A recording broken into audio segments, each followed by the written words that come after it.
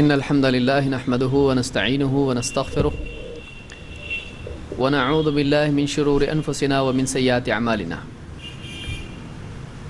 من يهده الله فلا مضل له ومن يضلل فلا هادي له وأشهد أن لا إله إلا الله وحده لا شريك له وأشهد أن محمدا عبده ورسوله أما بعد فإن خير الحديث كتاب الله وخير الهدي هدي محمد صلى الله عليه وسلم وشر الأمور محدثاتها وكل محدثة بدعة وكل بدعة ضلالة وكل ضلالة في النار. قال سبحانه وتعالى اهدنا الصراط المستقيم صراط الذين أنعمت عليهم غير المغضوب عليهم ولا الضالين.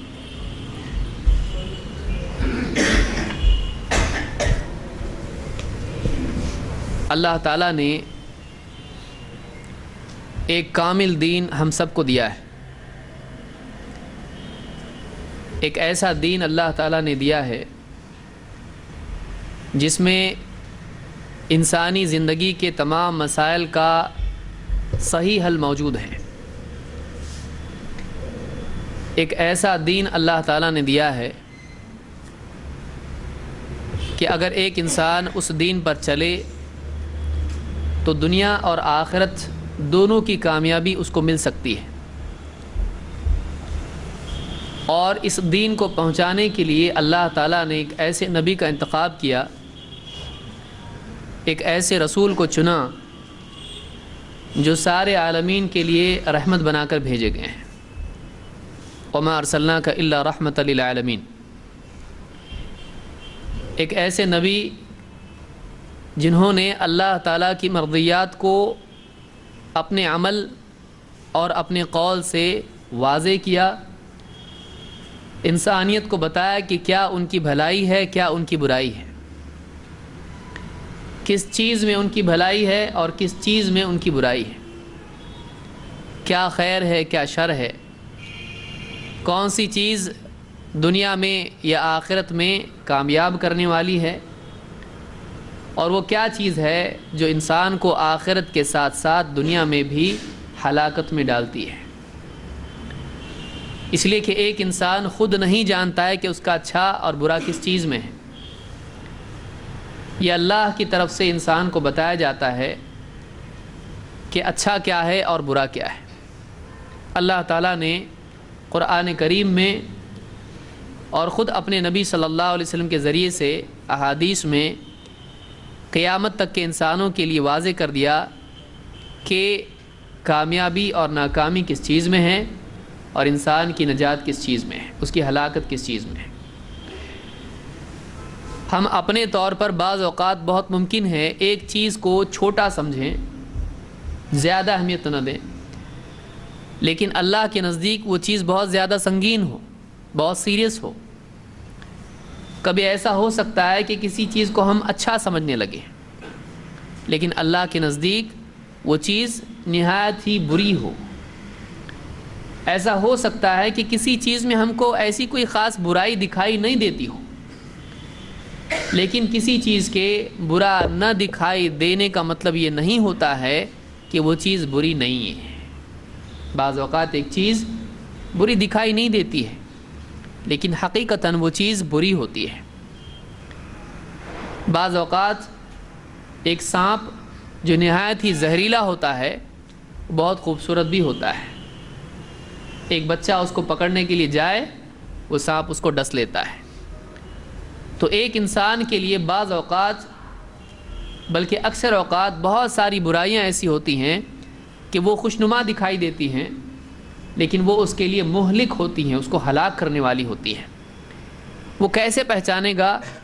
اس کے پہچاننے کے لیے ضروری ہے کہ اس کے پاس اللہ اور اس کے رسول کی تعلیمات ہوں. ان تعلیمات کی روشنی میں وہ جان سکتا ہے کہ کیا اچھا ہے اور کیا برا ہے. یہ بنیادی نقطہ ہے جس کو سمجھنا بہت ضروری ہے. اور انسانی تاریخ میں ہم ابتدائی لوگ نہیں ہیں، یہ بھی یاد رکھیں کہ انسان کی تاریخ ہم لوگوں سے شروع نہیں ہو رہی ہے، ہمارے دور سے ابتدا نہیں ہو رہی ہے، بلکہ انسانی تاریخ کا ایک بہت بڑا دور ہم سے پہلے گزر چکا ہے، اور تعلیم کے ساتھ خود تاریخ بھی انسان کے لیے ایک سبق ہوتی ہے۔ ایک آدمی بعض اوقات اچھا برا نہیں سمجھ پاتا ہے، ایک آدمی گڑھا خود نہیں دیکھ پاتا ہے، لیکن گرنے والے کو دیکھ کے سمجھ سکتا ہے کہ یہاں گڑھا ہے۔ اس کی نظر کمزور ہے، لیکن گرنے والے کو دیکھ کے سمجھ لیتا ہے کہ یہ آدمی گڑھے میں گرا ہے، یہاں پر گڑھا ہے۔ تو سمجھدار آدمی دوسروں کے نقصان اور ہلاکت سے سبق لیتا ہے، اور بعض اوقات آدمی خود نقصان اٹھا کے بھی سبق لیتا ہے، لیکن کچھ بدقسمت لوگ وہ بھی ہوتے ہیں کہ جو خود نقصان اٹھا کے بھی سبق نہیں لیتے ہیں۔ ہر قسم کے لوگ دنیا میں ہوتے ہیں۔ اللہ اور اس کے رسول نے ہمارے لیے بھلائی کا ارادہ کیا، اللہ تعالیٰ نے ہمارے لیے خیر کا ارادہ کیا، اسی لیے اللہ تعالیٰ نے پچھلی قوموں کے حالات ہم کو بتا دیے کہ ان کی ہلاکت کس چیز میں تھی، کیا کیا برائیاں انہوں نے کی اور کیا نتائج اس کے آئے۔ قرآن اس سے بھرا پڑا ہے، قرآن کی مختلف صورتوں میں پچھلی قوموں کے حالات ذکر کیے گئے ہیں، ان کی برائیاں اور اس کے نتائج بتائے گئے ہیں۔ کیوں ایسا بتایا گیا ہے؟ یہ اس لیے بتایا گیا ہے تاکہ ہم اس کو پڑھیں، اس میں غور کریں اور اس برائی سے ہم بھی بچیں، تاکہ اس ہلاکت سے بھی ہم بچ پائیں۔ اللہ تعالیٰ نے قرآن کریم میں مختلف قوموں کے احوال ذکر کیے، اور اللہ نے اپنی طرف سے ان کی سزا، ان پر جو سزا بھیجی اس کا بھی ذکر کیا، اور مسلمانوں کو، اس امت کو اللہ نے ان چیزوں کی خبر دی تاکہ ہم ان کے حالات سے بچیں، ان جیسی صفات پیدا کرنے سے بچیں، ان کے اعمال سے بچیں، ان کے عقائد سے بچیں، ان کے اصولوں سے، ان کے طور طرز سے، ان کی زندگی سے بچیں۔ ہم اپنے نبی کے طریقے پر چلیں، دوسری قوموں کے طریقے پر نہ چلیں۔ کئی جگہ پر اللہ نے اس کو بتایا، اور خود اللہ کے نبی صلی اللہ علیہ وسلم نے بار بار مسلمانوں کو اس سلسلے میں خبردار کیا۔ اور آپ دیکھیں کہ پچھلی قوموں کی پیروی کرنا کتنا سنگین ہے اور یہ کتنا برا ہے، خصوصاً ان قوموں کی جن قوموں کے بارے میں وضاحت کے ساتھ آ چکا ہے کہ یہ لوگ اللہ کے نزدیک مقبول نہیں ہیں، اللہ کو یہ لوگ پسند نہیں ہیں، پھر ان کا طرز اپنانا، ان کے اوصاف اپنے اندر پیدا کرنا، ان کے طریقے پر چلنا، ان کے رسم و رواج، ان کی زندگی کے رہن سہن کو اپنانا، یہ انسان کے اندھے پن کی دلیل ہے۔ یہ ایسا ہے کہ آدمی نے سنا لیکن اس کو فائدہ نہیں ہوا، اس نے دیکھا لیکن اس کی آنکھوں پر پردہ پڑا رہا، اس کی عقل پر پڑا پردہ اس کے آنکھوں سے دکھے ہوئے منظر کے لیے کچھ فائدہ نہیں دینے والا ہوا، کہ آدمی کو دکھائی دے لیکن عقل کام کر رہی نہیں ہے، تو اس کا دیکھ کے بھی اس کو فائدہ ہوگا نہیں ہوگا، سن کے بھی فائدہ ہوگا نہیں ہوگا۔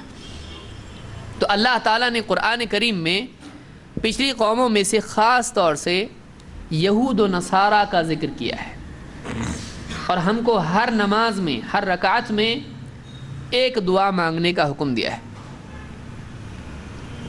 وہ دعا کیا ہے؟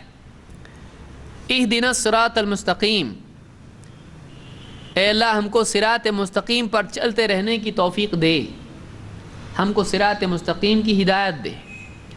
صراط الذین انعمت علیہم، ان لوگوں کے راستے پر جن پر تیرا انعام ہوا، نبی ہیں اور نبی کے پیچھے چلنے والے لوگ ہیں، نبی اور نبی صلی اللہ علیہ وسلم جتنے بھی نبی آئے ہیں ان کی صحیح طریقے سے اتباع کرنے والے، ان لوگوں کے راستے پر چلنے کی توفیق دے۔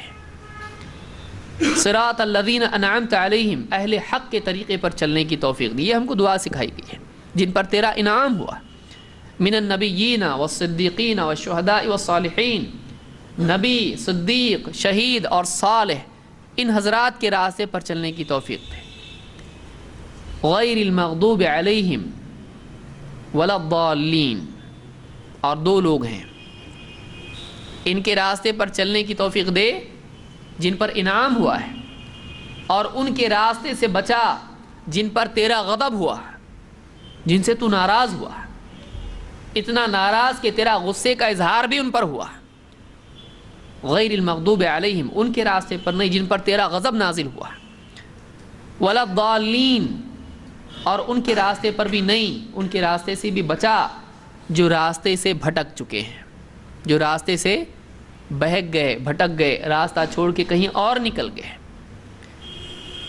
تو اللہ تعالیٰ نے ان دو لوگوں کے راستے سے بچنے کی دعا کی تلقین ہم کو کی ہے. غیر المغضوب علیہم ولا الضالین، کون لوگ ہیں یہ؟ مغضوب علیہم کون ہیں؟ جن پر تیرا غضب ہوا. ضالین کون ہیں؟ جو راستے سے بھٹک گئے. یہ دو لوگ ہیں.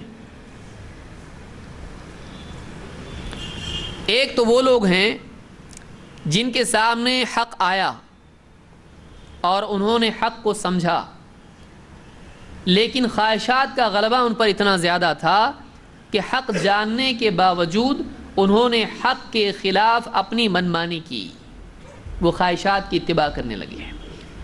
علم کے باوجود انہوں نے اپنی خواہشات کو اپنا رہنما بنایا، علم کو نہیں. ایک تو وہ لوگ ہیں ان پر اللہ کا غضب ہوا کہ جانتے بوجھتے ایک آدمی اپنی خواہشات پر چلے، علم پر نہیں چلے تو اللہ اس سے بہت ناراض ہوتا ہے. اللہ کا غصہ ان پر ہوا. دوسرے وہ لوگ ہیں کہ جو علم کی بجائے اپنی عقل کو اپنا رہنما بنا کر، اپنے جذبات کو، اپنے دینی جذبے کو رہنما بنا کر علم سے آزاد ہو کر منمانی کرنے لگے اللہ کو خوش کرنے کے لیے. یہ راستے سے بھٹک گئے. انہوں نے اپنے طور پر عقائد ایجاد کیے گمراہی کے، انہوں نے اپنے طور پر عبادات ایجاد کی، منمانی میں بدعات نکالی. ان کے پاس علم نہیں تھا لیکن ان کے پاس جذبہ تھا. بس اس جذبے کی بنیاد پر علم سے آزاد ہو کر انہوں نے اپنے طور پر کچھ بھی نکالا اور اس کو دین کا نام دے کر اپنی زندگی میں اس کو جگہ دی. علم کے بغیر عمل، ایسا جذبہ جو علم کے تابع نہ ہو، ایسے عقائد، ایسی عبادات جو علم کی روشنی میں اختیار نہ کی گئی ہوں، ایسے لوگ کیا ہو گئے؟ گمراہ ہو گئے. اور انسان کی گمراہی کے عام طور سے یہ دو ہی سبب ہوتے ہیں: علم ہے لیکن عمل نہیں، علم کے تابع نہیں، خواہشات کے تابع. اور دوسرے یہ کہ خواہش تو نہیں، شہوات تو نہیں، جذبہ ہے عمل کا، جذبہ ہے اللہ کی محبت کا، لیکن اس جذبے کے اظہار میں علم کا پابند نہ ہونا، پھر خرافات اور بدعات ایجاد کر لینا. یہ دو بنیادی چیزیں ہیں جو آدمی کو ہلاک کرنے والی ہیں. ان کے راستے سے بچنا ہے. اور تاریخ میں ایسا کرنے والوں کی دو قومیں ہیں جو مثال ہیں، اگزامپل ہیں کہ ایسا کون ہے جو ہسٹری میں گزرا ہے. تو دو قومیں ہیں جو ان دونوں کے مترادف ہیں، ان کی اگزامپلز ہیں. اور وہ قومیں کون سی ہیں؟ یہود اور نصارہ. اس آیت میں اور اس کی تفصیل میں حصر نہیں ہے، یہی لوگ بس، دوسرا کوئی. تو مشرک کدھر گئے پھر؟ کیا مشرک کے راستے پہ چلنے کا؟ نہیں. یہ دو قومیں ہیں جو ان دو گمراہیوں کی حامل قومیں ہیں. یہود، اسی لیے اللہ کے نبی صلی اللہ علیہ وسلم نے کہا ایک حدیث میں جس کو امام الترمذی نے ذکر کیا ہے، آپ نے کہا الیہود مغضوب علیہم، یہود وہ ہیں جن پر اللہ کا غضب ہوا. اور والنصارى ضلال، اور نصارہ ہیں جو بھٹکے ہوئے ہیں. تو مغضوب علیہم سے مراد کون ہیں؟ یہود.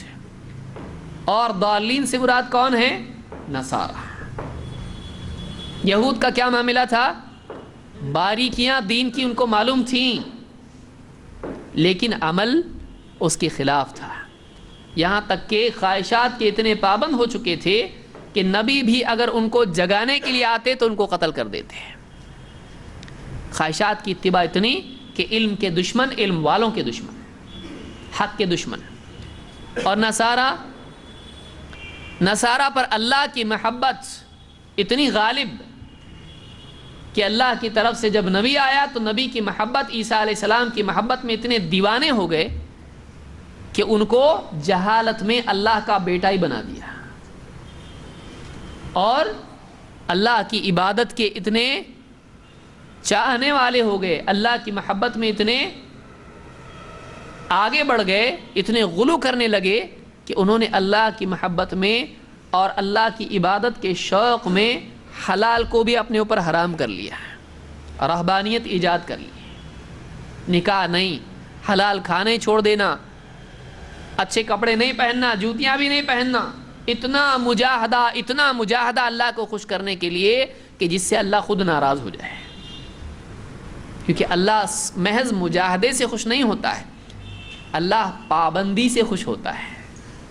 مجاہدہ اللہ کو خوش نہیں کرتا ہے، اللہ کو خوش کیا کرتا ہے؟ اللہ کی مرضی کے مطابق اپنے نفس کو اس کے تابع کرنا، نفس کو پیٹنا، مارنا، کچلنا نہیں، اللہ کی مرضی کے تابع اپنے نفس کو کرنا، اللہ کو یہ پسند ہے۔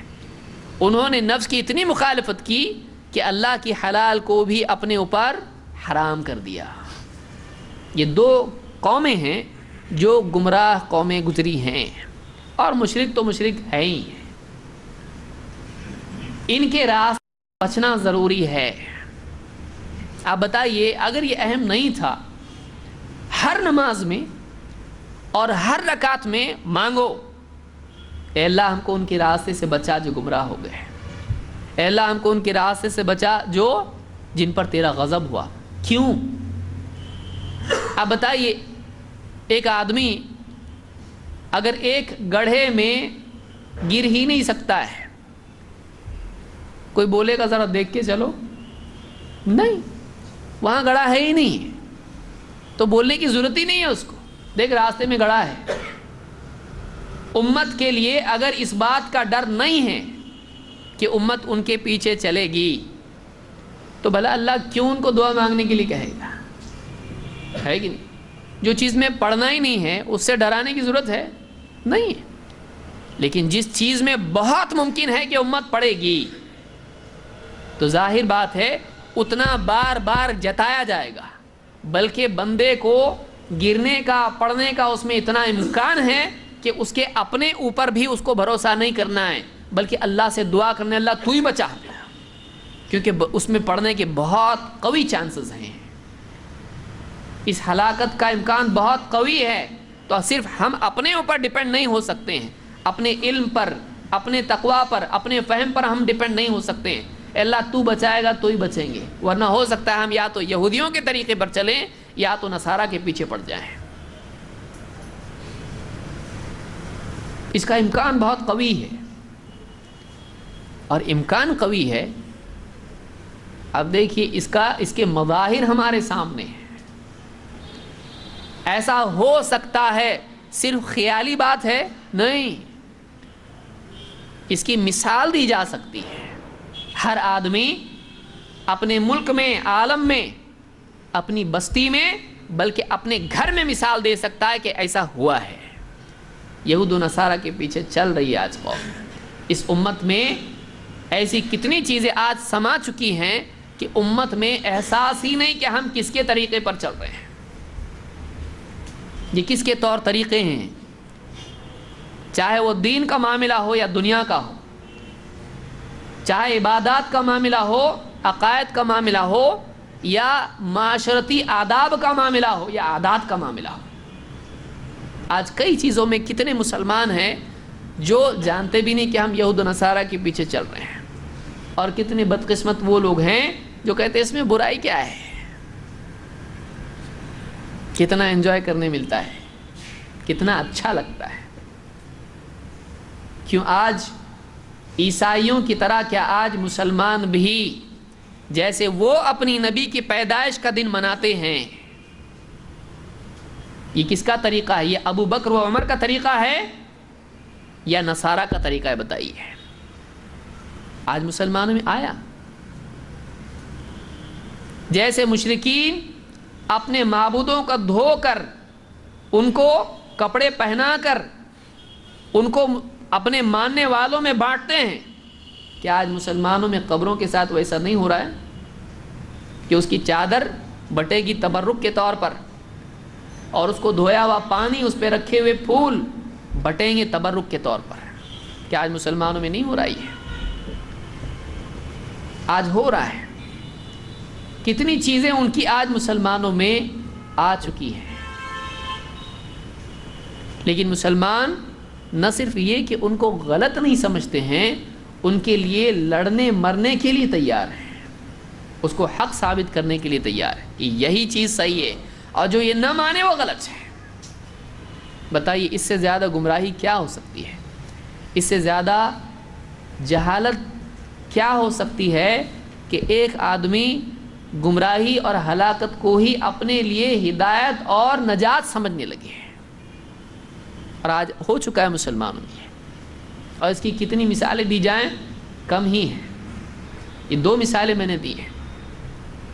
اس لیے آج کی اس گفتگو میں خاص طور سے اس پہلو سے ہم کو غور کرنا ہے کہ دوسری قوموں کی مشابہت کی اسلام میں کیا حیثیت ہے. یہود، نصارہ اور مشرکین کے طور طریقے اور ان کی مشابہت، ان کی سملیرٹی، ان کی پیروی، ان کے رہن سہن کو اختیار کرنا جو ان کی خاص علامت ہے، اسلام میں اس کی کیا حیثیت ہے، اسلام میں اس کا کیا مقام ہے، یہ کتنا سنگین ہے، اور اس کا کتنا اہتمام اسلام میں کیا گیا ہے کہ مسلمانوں کو ہمیشہ اس سے باخبر کیا جائے. آدمی بولتا ہے ایسا تھوڑی ہو سکتا مسلمان یہود و نصارہ کے طریقے پہ چلے گا، نہیں چھوڑیں گے، نہیں چھوڑیں گے، نبی کا دامن نہیں چھوڑیں گے. نبی کا دامن چھوڑیں گے نہیں بول رہا ہے، لیکن نبی کی تعلیمات کو چھوڑ چکا ہے. جس چیز سے نبی نے منع کیا ہے، یہود و نصارہ کی مشابہت، کتنا افسوس ہے کہ ایک مسلمان وہی کام جس سے نبی نے منع کیا ہے کہ تم یہود و نصارہ کی طریقے پہ مت چلو، وہی طریقہ نبی کے بارے میں لائے اور پھر اوپر سے ڈھٹائی سے کہے کہ نبی کا دامن نہیں چھوڑیں گے. اب بتائیے کتنا بھولا ہے مسلمان. جہالت، الجہل یخلق الاعاجیب، جہالت سے عجیب و غریب چیزیں وجود میں آتی ہیں. ایسی چیزیں وجود میں آتی ہیں کہ انسان بالکل تعجب کرتا رہ جائے کہ ایسا کیسا ہو سکتا ہے. جہالت اتنی ڈینجر ہوتی ہے کہ عجیب اور غریب چیزیں وجود میں آتی جہالت سے کہ تصور گمان بھی نہیں کر سکتا آدمی، ایسی ایسی حرکتیں انسان کرنے لگتا ہے. آج یہی حال افسوس ہے کہ امت کا ہو چکا ہے، اس امت کا جو ساری دوسری امتوں کے لیے رہنما امت تھی. کنتم خیر امت اخرجت للناس، تم بہترین امت ہو جو لوگوں کے لیے نکالے گئے ہو. تأمرون بالمعروف وتنہون عن المنکر، تم لوگوں کو بھلائی کی تاکید کرتے ہو، برائی سے منع کرتے ہو. لیکن آج یہ ہو گیا ہے کہ بجائے ان کو بتانے کے کہ تم جو کر رہے ہو غلط ہے، صحیح یہ ہے جو ہمارے نبی نے بتایا ہے علیہ الصلوۃ والسلام، آج الٹا ہو گیا کہ مسلمان نے انہی کے طور طریقے لے کے اپنے دین میں داخل کر دیے. بتائے کتنا افسوس ہے. انہی کو سراہتا ہے کہ ہاں کتنا اچھا طریقہ ان کا ہے، اس کو دیکھ کے خود اپنا رہا ہے. بلکہ مسلمانوں کی مسجد میں آ رہے ہیں عیسائی اور اپنے نبی کا، عیسیٰ علیہ السلام کا برتھ ڈے منا رہے ہیں اور مسلمان اس کے ساتھ کیک کاٹ رہا ہے. شاباش. اور وہ مسجد میں آ کے اپنا ہارمونیم بجا کے اپنی عبادت کر رہے ہیں، اور یہ ان کے ساتھ کہہ رہا ہے کہ یہ تو مشرک نہیں ہے، یہ کافر نہیں ہے، ان کو اہل کتاب کہا گیا ہے. شرم آنی چاہیے مسلمان کو. اور یہ کون سا اسلام ہے اس کو آئینے میں دیکھ کر اپنے دل کے غور کرنا چاہیے. یہ ساری چیزیں آج امت میں ہو رہی ہیں. مسلمانوں میں سے کتنے لوگ ہیں، ان پڑھ آدمی تو بیچارہ جائے گا ہی جائے گا، پڑھے لکھے، وہ بھی دنیا کے پڑھے لکھے نہیں، دین کے پڑھے لکھے، ان کے پیچھے جائیں اور ان کے طور طریقوں کو اپنائیں. اس سے بڑی مسلمان کے لیے ذلت اور کیا ہو سکتی ہے، بے غیرتی کیا ہو سکتی ہے. اور اس کے بعد آدمی کہے نبی کا عاشق ہے، نبی سے محبت کرنے والا ہے، یہ لفظ ہی صحیح نہیں ہے. اور دعویٰ اپنی جگہ کتنا سچا ہے، یہ اللہ اور اس کے بیچ میں ہے. ظاہر تو اس کی مخالفت کر رہا ہے. اللہ تعالیٰ ہدایت عطا فرمائے. تو یہاں آج کی اس گفتگو میں ایک بہت اہم موضوع ہے جس پر ہم خاص طور سے بات کریں گے، وہ یہ کہ اہل کتاب کی مشابہت خصوصاً عیدوں میں اور رہن سہن میں، اس کی اسلام میں کیا حیثیت ہے، اور اس بارے میں اللہ کے نبی صلی اللہ علیہ وسلم کا طرز عمل کیا تھا۔ سب سے پہلے اللہ کے نبی صلی اللہ علیہ وسلم نے، سب سے پہلے بات تو یہ ہے کہ اللہ کے نبی صلی اللہ علیہ وسلم نے امت کو پیشگی طور پر اس بات کی خبر دے دی تھی کہ مسلمان اہل کتاب کے یہود و نصارہ کے طریقے پر جائیں گے، ایسا ہوگا۔ اور آپ نے پھر کئی چیزوں میں اپنے عمل سے بتایا، دیکھو ان کی مخالفت کرنا ہے، ان کے طریقے کو نہیں اپنانا ہے۔ آئیے دیکھتے ہیں وہ کیا روایات ہیں۔ اللہ کے نبی صلی اللہ علیہ وسلم نے فرمایا، لا تترک هذه الامة شيئا من سنن الاولین حتى تأتیہ۔ امام الطبرانی نے اپنی کتاب الاوسط میں اس کو روایت کیا ہے، اور شیخ الالبانی نے صحیح الجامع الصغیر میں اس کو صحیح کہا ہے کہ یہ امت پچھلوں کے طریقوں میں سے کوئی چیز چھوڑے گی نہیں، ہر چیز پر عمل کر کے رہے گی۔ یعنی پچھلی جو گمراہ قومیں ہیں، جو برائی ان میں تھی، اس امت میں کوئی نہ کوئی ایسا ہوگا جو ضرور اس پر عمل کرے گا۔ کوئی ایسا عمل جو پچھلوں نے کیا ہو اس امت میں نہ کیا جائے، ایسا نہیں ہوگا۔ ہر چیز کریں گے، ہر چیز کریں گے۔ اس لیے یاد رکھیں کہ جو قرآن میں پچھلی قوموں کی جو باتیں آئی ہیں، ہم کو غور کرنا چاہیے کہ یہ اس امت میں بھی آئے گا۔ اس سے بتایا کیوں ہم کو؟ اسی لیے بتایا ہے کہ علاج کرنے والے عوام کی نگرانی کریں اور عام آدمی بھی اپنا محاسبہ کرے۔ یہ کہیں یہ چیز ہم میں تو نہیں آئی ہے، اس لیے آپ نے فرمایا کہ کوئی چیز جو پچھلوں کی ہو اس امت میں نہیں آئے گی، ایسا نہیں، آئے گی، آئے گی۔ اسی طرح سے آپ نے فرمایا، لَتَتَّبِعُنَّ سَنَنَ مَنْ قَبْلَكُمْ، تم ضرور ان لوگوں کے طریقے پر چلو گے جو تم سے پہلے گزرے ہیں۔ شِبْرًا بِشِبْرٍ وَذِرَاعًا بِذِرَاعٍ، بالشت بالشت اور ہاتھ ناپ تول کے تم ان کے پیچھے چلو گے، ایگزیکٹلی ان کے پیچھے تم چلو گے۔ جیسے بارش ایک دم ایکوریسی کے ساتھ میں ان کے بالکل تم ساتھ چلو گے، جیسا انہوں نے کیا ہے تم بالکل ویسا کرو گے۔ شبرا بشبر وذراعا بذراع حتی لو سلکوا جحر ضب لسلکتموہ، یہاں تک کہ اگر وہ کسی گوہ کے بل میں جا کے گھسے ہوں، گوہ ریگستان میں ایک جانور ہوتا ہے اور وہ بل میں جا کے رہتا ہے، تو اگر وہ اہل کتاب یعنی پچھلے لوگ اگر گوہ کے بل میں جا کے گھسے ہوں تو تم بھی وہاں جا کے گھسو گے، یعنی تم اتنا فالو کرو گے، اتنا ان کے پیچھے جاؤ گے کہ تم دیکھو گے کہ نہیں کہاں جا رہے ہیں یہ لوگ، کہاں جا رہے دیکھو گے نہیں، جہاں وہ جا رہے تم بھی جاؤ گے، اتنا پیچھے کہ گوہ کے بل میں تو اس کے پیچھے جائیں گے، وہاں بھی جائیں گے۔ صحابہ نے پوچھا، قلنا یا رسول اللہ الیہود والنصارى، صحابہ کہتے ہیں ہم نے پوچھا اللہ کے رسول کون، یعنی پچھلے کون، یہود و نصارہ؟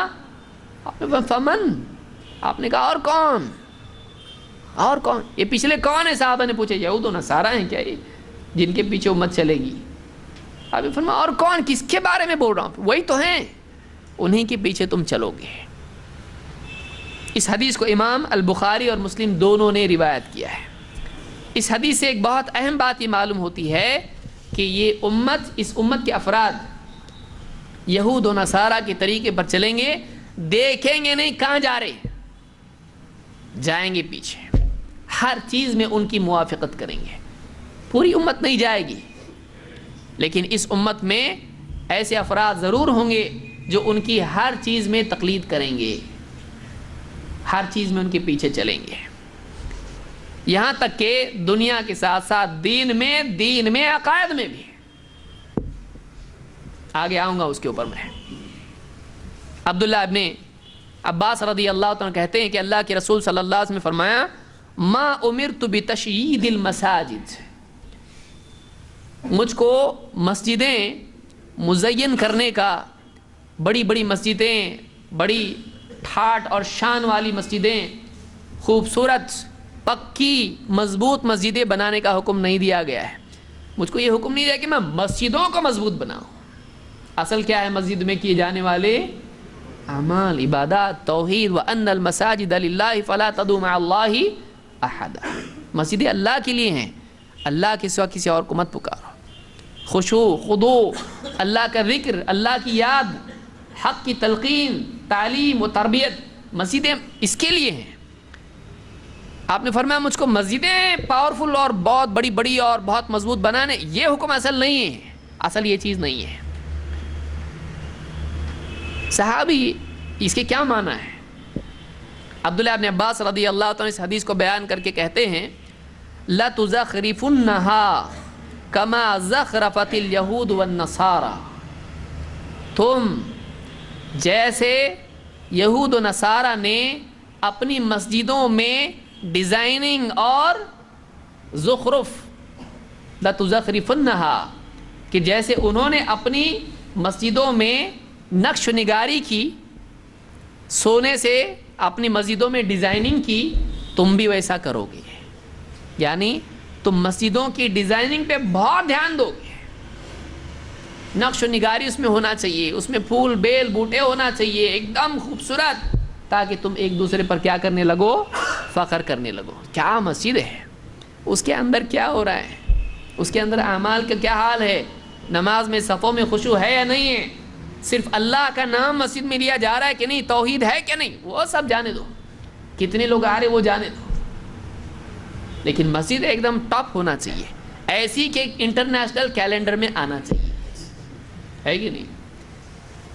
بالکل ویسی ہونا چاہیے جیسی فلاں استنبول میں ہے، مکہ میں ہے، مدینہ میں ہے، فلاں جگہ ہے. تو مسجدوں کی زینت ایک دور میں مقصود ہو جائے گی. مسجد کے اعمال کا کوئی حساب نہیں رہے گا، اس کا لحاظ نہیں رہے گا. ایسا ہوگا. یہ کس کی چیز ہے؟ یہود و نصارہ میں تھی یہ. جیسے یہود و نصارہ نے اپنی عبادت گاہوں کو مزین کرنے پہ دھیان دیا، ان کے اعمال کو مزین کرنے پہ نہیں. ایک دور آئے گا کہ تم بھی ایسا کرنے لگو گے. اس کو امام البخاری نے اپنی صحیح میں تعلیقاً ذکر کیا ہے، اور یہ صحیح روایت ہے. ابو واقد اللیثی رضی اللہ عنہ کہتے ہیں خرجنا مع رسول اللہ صلی اللہ علیہ وسلم الی حنین. ہم اللہ کے رسول صلی اللہ علیہ وسلم کے ساتھ حنین کے لیے نکلے. وَنَحْنُ حَدِيثُ عَهْدٍ بِكُفْرٍ اور ہمارا کفر کا چھوڑا ہوا زمانہ ابھی قریب تھا. وَكَانُوا أَسْلَمُوا يَوْمَ الْفَتْحِ صحابی کہتے ہیں کہ لوگ فتح مکہ کے وقت مسلمان ہوئے تھے، بہت آخر میں. قَالَ فَمَرَرْنَا بِشَجَرَةٍ ہم ایک پیڑ کے پاس سے گزرے. فَقُلْنَا يَا رَسُولَ اللَّهِ ہم نے کہا اللہ کے رسول اجعل لنا ذات انواط کما لہم ذات انواط. اے اللہ کے رسول ذرا ہم کو بھی ایسا ایک پیڑ بنا کے دو نا جیسا ان کا پیڑ ہے. کن کا؟ مشرکین کا پیڑ ہے. اس کے بارے میں کہتے ہیں وَكَانَ لِلْكُفَّارِ سِدْرَةٌ يَعْكُفُونَ حَوْلَهَا کفار کا، مشرکین کا ایک پیڑ تھا جس کے اطراف وہ اعتکاف کرتے تھے اور اپنے ہتھیار اس پر لٹکاتے تھے. وہ اس کو معبود مانتے تھے، اس کو اپنا معبود مانتے تھے، اور سال میں ایک بار اس کا عرس بھی ہوتا تھا. ہے علماء نے کہا ہے اس کو. تو معبود کی حیثیت رکھتا تھا، تو اس کے اطراف جمع ہوتے تھے اور اپنے ہتھیار چارجنگ کے لیے اس کو، وہ چارجر تھا بہت بڑا، وکٹری چارجر، ہتھیار چارجر تھا. یعلقون بها اسلحتهم يدعونها ذات انواط اس کا نام ذات انواط تھا. فلما قلنا ذلك للنبي صلی اللہ علیہ وسلم قال اللہ اکبر. ایک روایت میں سبحان اللہ. جب ہم نے یہ سب پوچھا، یہ ڈیمانڈ ہماری سن کے اللہ کے نبی صلی اللہ علیہ وسلم کیا کہا؟ اللہ اکبر. جب آدمی بہت تعجب میں ہوتا ہے، بہت بھاری چیز سنتا ہے تو کیا بولتا ہے؟ اللہ اکبر. وَقُلْتُمْ وَالَّذِي نَفْسِي بِيَدِهِ كَمَا قَالَتْ بَنُو إِسْرَائِيلَ لِمُوسَىٰ. اس ذات کی قسم جس کے ہاتھ میں میری جان ہے، تم نے بعین ہی وہی بات کہی ہے جو جیسے بنی اسرائیل نے موسیٰ سے کہی تھی. کیا کہی تھی؟ اجعل لنا الہا کما لہم آلہہ. اے موسیٰ ہم کو بھی ایک ایسا معبود بنا کے دو جیسا ان مشرکین کے لیے معبود ہے، ایسا ایک معبود مینوفیکچر کر کے دو ہم کو، معبود کی ڈیمانڈ۔ قال انکم قوم تجہلون، موسیٰ علیہ السلام نے کہا تم بڑی جاہل قوم ہو، تم بڑی ابھی بچ کیا ہے فرعون سے؟ کس نے بچا؟ انہوں نے۔ اللہ کا شکر، اللہ کی توحید کی بنیاد پر بچے اور اب پھر واپس شرک میں، دوسروں کی طرح معبود چاہیے، بڑے جاہل لوگ ہو تم لوگ۔ تو انہوں نے جب صحابہ نے، بعض صحابہ نے جو ابھی بھی مسلمان ہوئے تھے، ان کو نہیں معلوم اسلام میں ایسا نہیں رہتا، انہوں نے کیا کہا؟ جیسا ان کا پیڑ ہے ہم کو بھی ایک پیڑ چاہیے، ہم بھی اس پہ ہتھیار لٹکائیں، ہم بھی ایسا کریں، تھوڑا پاور کچھ ایسا بنائیے ہمارے لیے۔ آپ نے کیا فرمایا؟ اس ذات کی قسم جس کے ہاتھ میں میری جان ہے، تم نے جو بات کہی ہے یہ ویسی جیسے بنی اسرائیل نے موسیٰ سے کہی تھی، یہ سیم ڈیمانڈ ہے۔ لَتَرْكَبُنَّ سَنَنَ مَنْ كَانَ قَبْلَكُمْ، یقیناً تم ان لوگوں کے راستے پر چلو گے، ان کی سنت پر چلو گے، ان کی سنتوں پر چلو گے جو تم سے پہلے گزر چکے ہیں۔ یعنی یہاں تک کہ نوبت آئے گی کہ جیسے شرک کے اعتبار سے انہوں نے دوسروں سے طور طریقے لیے، ویسے تم بھی اپنے اطراف کی مشرک قوموں سے ان کے طور طریقے لوگے، بلکہ نبی سے کہو گے ہم کو دو، یعنی تمہاری ذہنیت ایسی ہو جائے گی کہ اپنے دین میں بھی ایسا رہتا تو کتنا اچھا ہوتا تھا، ہے کہ نہیں؟ کتنے مسلمان ہیں اپنے یہاں بھی تھوڑا ایسا ہونا مانگتا تھا، اپنے یہاں بھی ایسا ہونا چاہیے تھا۔ تو ان کی چیزوں کو برا سمجھنے کی بجائے ان کو اسلام میں لانے کے لیے تمہاری فکر ہوگی، بلکہ کئی لوگ ایسے ہیں جو صلاح دیتے مولویوں کو، ذرا ایسا اپنے اس میں بھی ہونا چاہیے، دیکھو وہ لوگ ایسا کرتے ہیں۔ تو دوسری قوموں سے بچنے کی بجائے، ان کے طور طریقے سے بچنے کی بجائے، خود اسلام میں تم ڈیمانڈ کرنے لگو گے کہ ان کے مشرکانہ افعال کو اسلام میں داخل کیا جائے۔ اور آج مسلمانوں نے کیا کہ نہیں کیا؟ اپنے اطراف کی مشرک قوموں سے بجائے یہ کہ ان کو دعوت دیتے ہمدردی کے ساتھ، ان کے ساتھ اچھا سلوک کر کے، اخلاق کے ذریعے سے قریب کر کے اسلام ان کو بتاتے، انہی کے طور طریقے لے لیے اور انہی کے ساتھ اسی طرح سے تمام چیزوں میں تقریباً مشرکانہ افعال آج مسلمانوں کے ایک بہت بڑے طبقے نے لے لی ہے، چاہے وہ مشرک قومیں ہوں یا یہود ہو یا نصارہ ہوں۔ دیکھیے آج کیا ہو چکا ہے۔ یہ حدیث امام ترمذی اور احمد اور اسی طرح سے ابن ابی عاصم نے اپنی السنہ میں ذکر کیا اور یہ صحیح روایت ہے۔ اہل باطل سے مشابہت کا انجام کیا ہے؟ یہ تو معلوم پڑا کہ دیکھیے یہ ڈینجر ہے مسلمانوں کے لیے، خطرہ ہے، ایسا ہونے والا ہے۔ ایک آدمی کو کوئی آدمی بتایا بارش آنے والی ہے، بہت قوی امکان ہے، تو وہ چھتری ساتھ میں لے کے جاتا ہے۔ جس آدمی کو خطرہ ہو وہ بچاؤ کا اہتمام کرتا ہے۔ یہ کیوں بتا رہے ہمارے نبی؟ مایوس ہونے کے لیے تو ہونے، کچھ لوگ ایسا بولتے ہیں تو ہونے والا ہے، پھر کر کے کچھ فائدہ ہے کیا؟ یعنی ایسا بتاتے ہیں کہ دیکھو نبی نے بتایا ہونے والا تو ہونے والا ہے۔ آپ کو کوئی آدمی بتائے دیکھو وہ راستے پہ بہت ڈینجر معاملہ ہے، ایکسیڈنٹ کی چانسز بہت ہے، پھر کیا کرتے ہیں؟ ہونے والا ہے نا، پھر جان گڑھے میں جاتا آدمی؟ نہیں جاتا ہے، آدمی بچاؤ کی فکر کرتا ہے۔ تو کیا آج ہم بچاؤ کی فکر نہیں کر سکتے ہیں؟ کر سکتے ہیں۔ ہمارے نبی صلی اللہ علیہ وسلم نے اسی لیے بتایا ہم کو کہ ہم اس کے بارے میں زیادہ دھیان دیں کہ کہیں ہم اس میں مبتلا نہ ہو جائیں، اس میں ہم پھنسے نہیں۔ اس کا انجام کیا ہے؟ دوسری قوموں سے مشابہت کا انجام کیا ہے؟ اور یہود و نصارہ کی سچویشن کیا ہے مسلمانوں کے لیے؟ اس کو بھی یاد رکھیے۔ اللہ تعالیٰ فرماتا ہے وَلَن تَرْضَ عَنْكَ الْيَهُودُ وَلَا النَّصَارَى حَتَّى تَتَّبِعَ مِلَّتَهُمْ، یہود و نصارہ تم سے کبھی راضی نہیں ہوں گے یہاں تک کہ تم پورے دین میں ان کی اتباع کرنے لگ جاؤ۔ تم کیا سمجھتے تم ہیپی نیو ایئر کر کے خوش ہو جائیں گے وہ لوگ؟ ایک دو چیز سے hello how do you do سے خوش ہونے والے ہیں؟ جب تک کہ تم پورے ان کے دین پر چلنے نہ لگو تب تک وہ تم سے راضی نہیں ہو سکتے۔ وَلَن تَرْضَ عَنْكَ الْيَهُودُ وَلَا النَّصَارَى، یہود و نصارہ تم سے ہرگز راضی نہیں ہوں گے، حَتَّى تَتَّبِعَ مِلَّتَهُمْ، یہاں تک کہ تم ان کے دین پر چلنے نہ لگو۔ جب تک چلتے نہیں وہ راضی نہیں ہونے والے، چلو گے تو راضی ہوں گے، جب ان کے دین کو اختیار کر لو گے تو خوش ہوں گے، ورنہ نہیں۔ ایک دو چیزوں سے وہ خوش ہونے والے نہیں۔ کس کو خوش کر رہا ہے تو؟ ان کے طریقے اپنا کر کس کو خوش کر رہا ہے؟ اللہ کو ناراض کر کے۔ مسلمان کو سوچنا چاہیے۔ اب دیکھیے اللہ کیا فرما رہا ہے، قل ان ھدی اللہ ھو الھدی، اے نبی آپ کہہ دو ان سے کہ ہدایت، ان ھدی اللہ ھو الھدی، کہ اللہ ہی کی ہدایت ہے جو واقعی ہدایت ہے۔ گائیڈنس، رہبری جو اللہ کی طرف سے ملی ہے وہی ہدایت ہے، اس کے بولنے پہ مت چلو۔ اللہ نے جو رہبری دی ہے ایسا کرو ایسا مت کرو، واقعی صحیح رہبری یہ ہے جو منزل تک پہنچانے والی ہے۔ باقی اگر کوئی آدمی دوسرا راستہ بتاتا یہ راستہ بڑا اچھا ہے تو بہت لبھانے والا منظر ہے، لیکن منزل ہلاکت ہے اس کی۔ اس لیے آگے کیا فرمایا، وَلَئِنِ اتَّبَعْتَ أَهْوَاءَهُمْ بَعْدَ الَّذِي جَاءَكَ مِنَ الْعِلْمِ، اے نبی اگر تم نے ان کی خواہشات کی اتباع کی جبکہ تمہارے پاس اللہ کی طرف سے علم آ چکا ہے، مَا لَكَ مِنَ اللَّهِ مِن وَلِيٍّ وَلَا نَصِيرٍ، تو اللہ کے سوا تمہارا کوئی ولی اور مددگار نہیں ہوگا۔ یعنی اللہ مَا لَكَ مِنَ اللَّهِ مِن وَلِيٍّ وَلَا نَصِيرٍ، یعنی پھر دیکھو بچاؤ نہیں ہو سکتا ہے، اللہ تمہارا ولی مددگار نہیں ہو سکتا ہے۔ پھر اگر تم ان کے پیچھے چلنے لگ جاؤ، ان کی خواہشات کے پیچھے چلنے لگ جاؤ، تو پھر اللہ کے مقابلے میں تمہارا کوئی بچانے والا نہیں ہو سکتا ہے۔ بچاؤ کو بھول جاؤ، پھر ہلاکت سے بچنا بھول جاؤ، اللہ نہیں بچائے گا، پھر ہلاکت یقینی ہے۔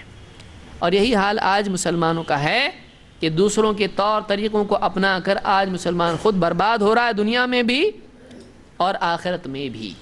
اللہ تعالیٰ حفاظت فرمائے۔ آج دیکھیے یہودیوں کا سود جو مدینہ میں چلتا تھا عالم میں آیا کہ نہیں آیا؟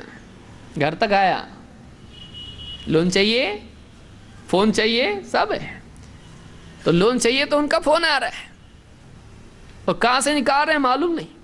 آپ کو لون چاہیے اتنے انٹرسٹ پہ، آپ کو اتنا انٹرسٹ لیں گے، بہت کم ہے، گھر تک پہنچ رہے ہیں۔ سود عالم میں عام ہو چکا ہے آج، اور مسلمان بھی اس میں پھنسا ہوا ہے۔ اور شیطان بھی آگے کیا، پھر رہنے کا کیسا دنیا میں؟ یعنی اللہ کی شکایت کرنے لگ جاتا، پھر راستہ بتاؤ ہم کو، گھر کیسا آئے گا ہمارے پاس، بزنس کیسا ہو سکتا ہے؟ کیوں کرایہ کا نہیں لے سکتا ہے؟ خریدتے کو بتایا تجھ کو ان لوگوں نے، میڈیا نے بتایا تجھ کو ویسا۔ دیکھو آپ کا ایسا گھر ہونا چاہیے کہ آپ مر گئے تو آپ کے بچے کیسا کھیل رہے گھر میں، دیکھو اس میں ایک گارڈن بھی ہے۔ تو دنیا کا گارڈن بتا کے آخرت کا گارڈن چھین رہے ہیں آپ سے، ہے کہ نہیں؟ تو آدمی کو بتایا کہ تجھ کو یہ چاہیے، اس کے دل میں جذبات پیدا کیے، پھر اس کے بعد پہلے ضرورت ذہن میں پیدا کی، اس کے بعد بتایا کہ دیکھو ایسے ہی پورا ہو سکتا ہے۔ جب آدمی کی ضروریات بڑھ جاتی ہیں تو اور خرچے کم ہوتے ہیں تو ظاہر بات ہے آدمی پھر راستے تلاش کرتا ہے، پھر صحیح یا غلط دونوں اس کے ذہن میں بٹھا دیا۔ تو کرائے کے گھر میں رہ سکتا ہے، کیوں نہیں رہ سکتا ہے؟ بزنس تو اس کو کرنا ہے، جاب نہیں کر سکتا ہے؟ جاب بھی کر سکتا ہے، لیکن اس کو بتایا گیا کہ ایسا ہی ہو سکتا ہے۔ تو آج عالم، یہ ایک چیز بتا رہا ہوں میں، آپ اتنی لسٹ ہے اس کی لمبی، میڈیا سے لے کے ہر چیز تک۔ آج مسلمان پھنس چکا ہے، اس کو معلوم، بھولا ہے بہت مسلمان، روئی کا گولا، جیسا چاہے گڑیا بناؤ اس کی بن جاتا، گھوڑا بنائے گھوڑا بنتا، گدھا بنائے، جو روئی ہے نا وہ تو کپاس کا ہے، جو بنانا ہے مینوفیکچرر بنا رہا اس کے ہاتھ میں دے دو، اب یہودی کے نصرانی کے، جیسا چاہے کر رہا اس کو۔ ہمارے نبی نے جو بتایا ہم کو اس کے مطابق ڈھلنے کے لیے تیار نہیں ہے، انسان بننے کے لیے تیار نہیں ہے، پھر لوگ گدھا گھوڑا ہی بنائیں گے، نہیں تو کیا بنائیں گے؟ یہ مسلمان کو چننا ہے کہ وہ کس کے ہاتھ میں ڈھلنے کے لیے تیار ہے، کس کی رہبری کے مطابق بننے کے لیے تیار ہے۔ اللہ کے نبی صلی اللہ علیہ وسلم فرماتے ہیں من تشبہ بقوم فہو منہم، جو جس قوم کی مشابہت اختیار کرتا ہے وہ انہی میں ہے، وہ انہی میں سے ہے، جس کی سملیرٹی اختیار کرے وہ انہی میں سے ہے، اس کی گنتی ان میں، وہ اسی جماعت کا ہے جن کی مشابہت اختیار کرتا ہے۔ یہودیوں کی تو یہودیوں میں سے ہے، عیسائی تو عیسائیوں میں سے، مشرکین تو مشرکین میں سے، انہی کے ساتھ اس کا معاملہ ہے۔ من تشبہ بقوم فہو منہم، جو جن جیسا بنتا ہے، جن جیسے طریقے اپناتا ہے، جن جیسا رہن سہن اپناتا ہے وہ انہی میں سے ہے، اس کی گنتی انہی میں ہے، انہی کی طرح ہے وہ۔ اس کو ابو داؤد نے روایت کیا اور صحیح روایت ہے۔ اسی طرح سے اس سلسلے میں ابن قیم رحمۃ اللہ علیہ کیا فرماتے دیکھیے کہ مشابہت آداب و اطوار میں اختیار کرنے کے نتائج کیا ہوتے ہیں کہ ظاہر میں آدمی بولتا ہے میرا دل تو مومن ہے، باہر میں جیسا بھی چلتا ہے، رہن سہن میں، بول چال میں، عیدیں منانے میں، سیلیبریشنز میں، وہ سب ٹھیک ہے، ہمارے دل میں ایمان پہاڑ کے جیسا ہے، ٹھیک ہے، دعویٰ اپنی جگہ ہے، لیکن ایسا دعوے پہ نجات نہیں ہے، حال پہ نجات ہے کہ سچویشن کیا ہے تیری، اللہ کے نزدیک تو کیسا ہے۔ ابن قیم رحمۃ اللہ علیہ کیا فرماتے ہیں، کہتے ہیں وَنَهَا عَنِ التَّشَبُّهِ بِأَهْلِ الْكِتَابِ وَغَيْرِهِمْ مِنَ الْكُفَّارِ فِي مَوَاضِعٍ كَثِيرَةٍ، اللہ تعالیٰ نے کئی جگہوں پر اہل کتاب اور کفار کے طور طریقوں سے مشابہت اختیار کرنے سے منع کیا ہے، لِأَنَّ الْمُشَابَهَةَ الظَّاهِرَةَ ذَرِيعَةٌ إِلَى الْمُوَافِقَةِ الْبَاطِنَةِ، کہتے ہیں اس لیے کہ ظاہر میں مشابہت اختیار کرنا باطن میں موافقت کی طرف لے جاتا ہے۔ ایک آدمی جب ایکسیپٹ کرتا ہے ظاہر میں تو دل میں بھی اس چیز کے لیے اقرار آنے لگتا ہے، دل میں بھی اس کی موافقت آنے لگتی ہے جب عملاً کوئی چیز اختیار کرتا ہے۔ کوئی آدمی اگر مشرکین کی، اہل کتاب کی عید منا رہا ہے، میں مسلمان ہوں بھائی، دھیرے دھیرے یہ کتنے اچھی عید ہے نا، دل میں آتا ہے، کتنا اچھا لگتا ہے نا انجوائے کرنے کے لیے، اس چیز کی پسند، اس کے موافقت دل میں آنے لگتی ہے۔ اپنی عید کتنی بھولی بھالی سیدھی سادی، یہ عید کیسی ہے ایک دم ہپی پھرے، اس عید میں کیسا ہے، کیا نا میوزک ہے اپنی عید میں نا، کیا خالی اللہ اکبر لا الہ الا اللہ اللہ اکبر، یہاں بھی ذکر، یہ کیسا ایک دم ڈسکو، پورا گاؤں جگمگا رہا ہے ایک دم، اس کا پاؤں ڈگمگا رہا وہ نہیں دیکھ رہا ہو۔ تو بعض اوقات آدمی مسلمان اپنے دین کے بارے میں سوچتا ہے اپنے ایسا ہے، وہ دوسروں کا کتنا اچھا ہے، تو نہ صرف یہ کہ اس کی موافقت بلکہ اس کا اسلام سے زیادہ بہتر ہونا دل میں آنے لگتا ہے، کیونکہ جب ایک چیز کا عادی ایک آدمی ہو جاتا ہے تو ایک آدمی اس کے کھونے کو برداشت نہیں کرتا ہے، اور اس کے خلاف اگر کوئی بات سنتا ہے تو اس کا دشمن ہو جاتا ہے۔ اگر کوئی عالم بتائے غلط ہے، ارے تم لوگ غلط ہے، یہ بہت اچھا ہم تو کریں گے، کفر پہ چلا جاتا ہے آدمی۔ اس لیے کہتے ہیں کہ ظاہر میں مشابہت ذریعہ ہے باطن میں موافقت کا، اور کہتے ہیں فَإِنَّهُ إِذَا أَشْبَهَ الْهَدْيُ الْهَدْيَ أَشْبَهَ الْقَلْبُ الْقَلْبَ، کہتے ہیں رہن سہن جب مشابہت ہو جاتا ہے، یہود و نصارہ کی طرح جب آدمی رہن سہن میں ہو جاتا ہے تو پھر دل میں بھی ان کی طرح ہونے لگ جاتا ہے، دل بھی انہی کی طرح ہو جاتا ہے۔ تو یہ اپنی کتاب اغاثۃ اللہفان میں یہ ابن قیم نے یہ بات کہی ہے۔ تو معلوم ہوا کہ رہن سہن میں اگر ایک آدمی مشابہت اختیار کر رہا ہے مشرکین کی، اہل کتاب کی، کفار کی، گمراہوں کی، تو ظاہر کی مشابہت باطن پر اثر کرے گی۔ ہم کو ہمارے نبی کا طریقہ کافی ہے۔ اللہ کے نبی صلی اللہ علیہ وسلم نے اس مشابہت سے منع کیا ہے۔ اب کئی حدیثیں ہمارے پاس اتنا وقت نہیں، میں کچھ باتیں بیان کروں گا اس میں سے۔ آپ نے فرمایا بنیادی یعنی تعلیمات میں بھی مسلمان ان کے پیچھے جائیں گے، اور گئے آج۔ آپ نے کیا فرمایا، میں سرسری طور پر وہ حدیثیں بیان کرتا ہوں تاکہ آپ کے سامنے بات آئے کہ اللہ کے نبی صلی اللہ علیہ وسلم نے کتنا اہتمام کیا مسلمانوں کو یہود و نصارہ اور مشرکین کے طور طریقوں، ان کے یعنی آداب و اطوار، اخلاق، عقائد، رہن سہن، عبادتی طریقے، ساری چیزوں سے منع کرنے میں۔ تم الگ رہو، اور آپ نے خود الگ کر کے بتایا۔ آئیے دیکھتے ہیں وہ کیا مثالیں ہیں، سرسری طور پر میں ذکر کر رہا ہوں، اس کو ایک لمبا وقت چاہیے۔ ابن تیمیہ رحمۃ اللہ علیہ کی مستقل کتاب ہے اس کے اوپر، اقتداء الصراط المستقیم، اقتداء الصراط المستقیم، صراط مستقیم کا تقاضا کیا ہے۔ تو یہ جو کتاب ہے اس میں یہ ساری چیزیں انہوں نے بیان کی ہے، تفصیل طلب موضوع ہے، انشاءاللہ اس کو اور بھی تفصیل سے ہم آگے ذکر کرتے رہیں گے، لیکن آج اس پس منظر میں، ہیپی نیو ایئر کے پس منظر میں ہم کو اس کو دیکھنا ہے۔ آپ نے کیا فرمایا، لا تطرونی کما اطرت النصارى ابن مریم، تم مجھ کو تعریف میں بڑا چڑھا کے میرا تذکرہ ویسا نہ کرو جیسا عیسیٰ ابن مریم کا تذکرہ نصارہ نے کیا۔ فإنما أنا عبد، اس لیے کہ میں تو بس اللہ کا بندہ ہوں۔ فقولوا عبد اللہ ورسولہ، تو تم میرے بارے میں اگر کہو تو مجھ کو اللہ کا بندہ اور اس کا رسول ہی کہو، بیٹا نہ بنا دو اللہ کا، اللہ کے ساتھ شریک مت کر دو مجھ کو۔ تو جیسا نصارہ نے عیسیٰ علیہ السلام کے ساتھ کیا ویسا تم میرے ساتھ مت کرنا، منع کیا ان کے طریقے پر مت چلنا۔ اس کو بخاری نے روایت کیا ہے۔ اسی طرح سے عائشہ رضی اللہ تعالیٰ اور ابن عباس رضی اللہ عنہ کہتے ہیں لما نزل برسول اللہ صلی اللہ علیہ وسلم، جب آپ صلی اللہ علیہ وسلم کی وفات کا وقت قریب آیا، طفق یطرح خمیصۃ له علی وجہہ، آپ اپنا کپڑا اپنے چہرے پر ڈال لیتے تھے، لیٹے ہوئے تھے۔ فاذا اغتم بها کشفها عن وجهه، جب آپ کو تھوڑی سی گھٹن محسوس ہوتی تھی تو وہ کپڑا آپ اپنے چہرے سے ہٹا دیتے تھے۔ فقال وهو كذلك، آپ اسی حال میں تھے کہ آپ نے کہا لعنت اللہ علی الیہود والنصارى، اللہ کی لعنت ہو یہود و نصارہ پر، یہودیوں پر اور عیسائیوں پر، اتخذوا قبور انبیائہم مساجد، انہوں نے اپنے نبیوں کی قبروں کو مسجدیں بنا لیا۔ اپنے نبیوں کی قبروں پر کیا تعمیر کر دی؟ مسجدیں۔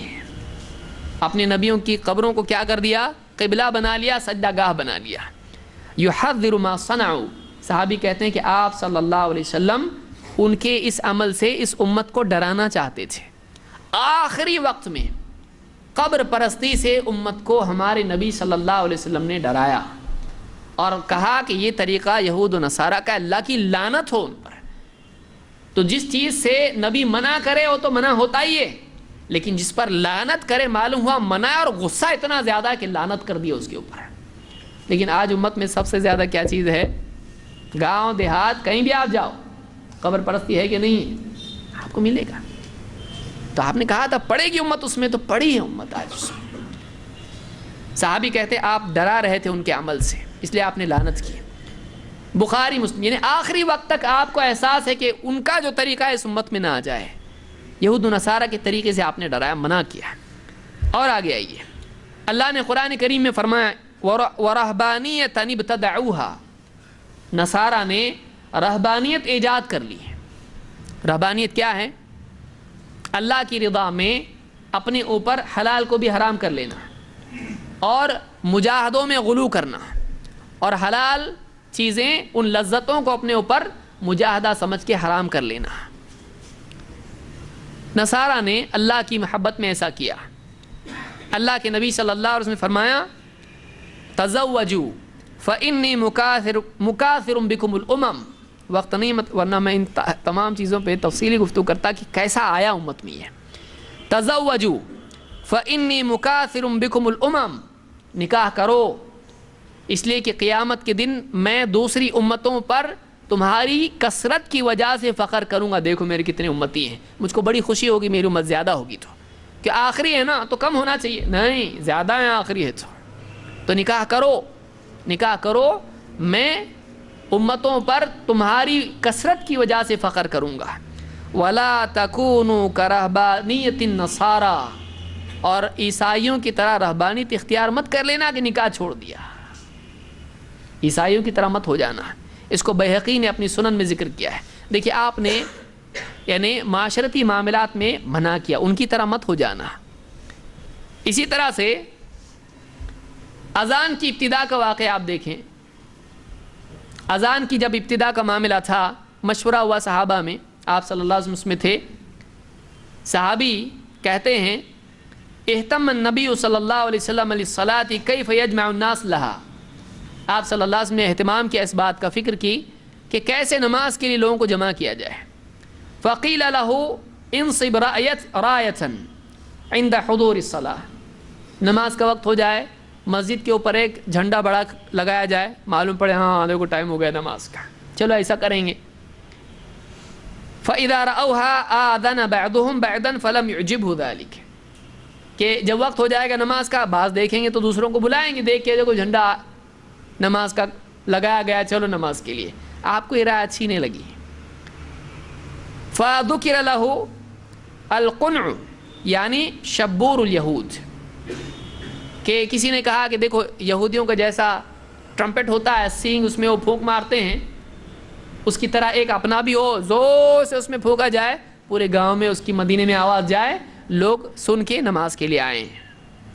فَلَمْ يُعْجِبْهُ ذَلِكَ وَقَالَ هُوَ مِنْ أَمْرِ الْيَهُودِ، آپ کو یہ بات بھی پسند نہیں ہے، آپ نے کہا نہیں وہ یہودیوں کا طریقہ ہے، وہ یہودیوں کا طریقہ ہے، اپنے کو نہیں چاہیے۔ فَذُكِرَ لَهُ النَّاقُوسُ، کچھ لوگوں نے کہا ناقوس ہو، پھونک ماریں گے ایک ایسے ناقوس میں جس میں آواز آتی ہے لوگوں تک پہنچتی، جو نصارہ کا طریقہ ہے۔ فقال ہوا من امر النصارى، آپ نے کہا نہیں یہ نصارہ کا طریقہ ہے، آپ نے یہود کا طریقہ بھی قبول نہیں کیا، نصارہ کا طریقہ بھی قبول نہیں کیا ہے۔ فانصرف عبداللہ ابن زید ابن عبد ربہ، عبداللہ ابن زید رضی اللہ تعالیٰ عنہ پلٹے، وہو محتم لہم رسول اللہ صلی اللہ علیہ وسلم، اور ان کو بڑی فکر تھی کہ دیکھو نماز کے لیے جمع کرنے کا مسئلہ ہے، کوئی راستہ نہیں نکل رہا ہے، نہ ان کا طریقہ نہ ان کا طریقہ کرنے کا، تو کیا کرنے کا، فکر میں تھے۔ فَأُرِيَ الْأَذَانَ فِي مَنَامِهِ، تو اللہ تعالیٰ نے ان کو خواب میں اذان دکھائی، ایک آدمی آیا اس نے اذان سکھائی، آپ صلی اللہ علیہ وسلم کے پاس آئے، کہا دیکھو میں نے خواب دیکھا، آپ نے کہا یہ خواب انشاءاللہ حق ہے، اور آپ نے بلال رضی اللہ عنہ سے کہا اے بلال سنو، تم بولتے جاؤ تم اذان دیتے جاؤ۔